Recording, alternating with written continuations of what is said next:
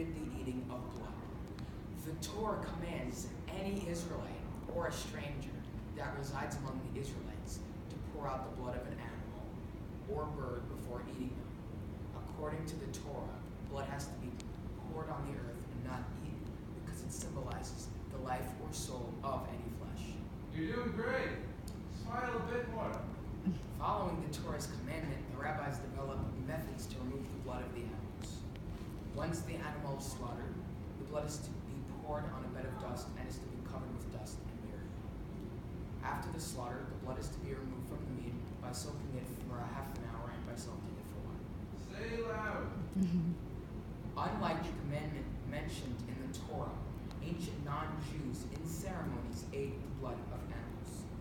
The ancient non-Jewish belief was that eating the blood provided strength or healing from sickness. Ancient non-Jews in ceremonies also included the offering of human blood.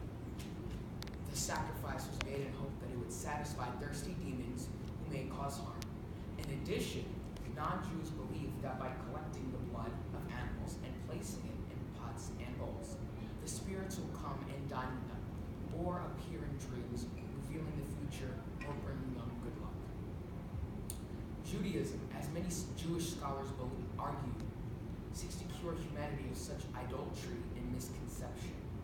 In the Jewish tradition, blood of specific creatures is used for atonement.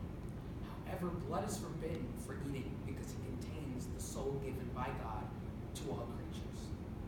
In addition, some Jewish scholars believed that by eating the blood of animals, a person may become more animal-like. Therefore, if a person eats the blood of another animal, human sensitivity, intellect, and powers of understanding will be decreased. Will what? Will be decreased. Awesome, you're great. Yeah. One thing, your head is down, which means you're reading into your page, and your voice is being directed down towards your page. Try to keep your head a little bit higher up, but you're doing a great job. In the modern age, many vegetarians believe that eating blood has psychological significance. What Torah is teaching us about blood today, according to scholars, is that eating blood was a sign of cruelty.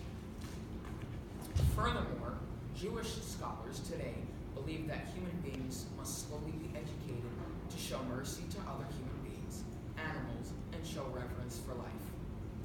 The Torah's rule against eating blood demonstrates the high value Jewish tradition places upon human beings and animal life. Human beings are to learn that blood contains the essence of life, and life, like blood, is sacred. Learning about blood changed my understanding of the world. I know blood is like life or death. Blood is like an ocean. It can kill you, and it is also peaceful at the same time. You need blood to live, so blood also represents life. But I never paid much attention to blood when I was eating bloody meat. However, it did explain the human sacrifices done by ancient non-Jewish traditions that I learned about in school. I don't, however, believe that eating blood makes a human more cruel. Learning about blood made me more proud of my faith, Judaism, a faith that honored animals when it was not common to do so among ancient cultures. Among the what? When it was not common to do so among ancient cultures. Now you did the same thing. The first 2/3 of the sentence are audible, and then you become really quiet at the end. I do the same thing. We both have to work on it. So try that sentence again. Learning about blood made me more proud of my faith, Judaism, a faith that honored animals when it was not common to do so among ancient cultures. Good. Keep it up. Life for me is more than blood. Life for me involves kindness, the one you find when you're part of a family. I learned from my divine Torah that human beings must show mercy and care about other human beings and animals. This is why I decided for my mitzvah project to volunteer in a soup kitchen and help feed the needy. I chose to volunteer at the St. John's Orthodox Church in Perth, Hamburg. When I got to the church kitchen, the staff was running around. I helped put bread into bags to give out to the people and assisted the cooks in the kitchen by washing empty tomato cans to be recycled.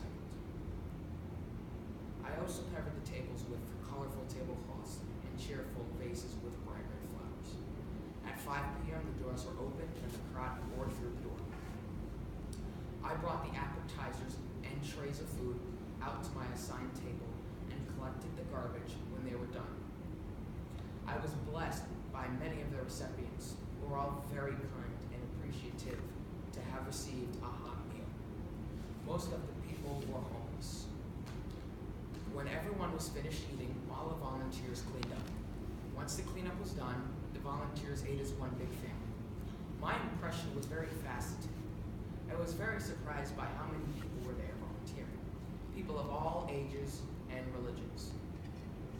Also surprising to me was how efficiently it ran and how little time it took to prepare 60 plus meals.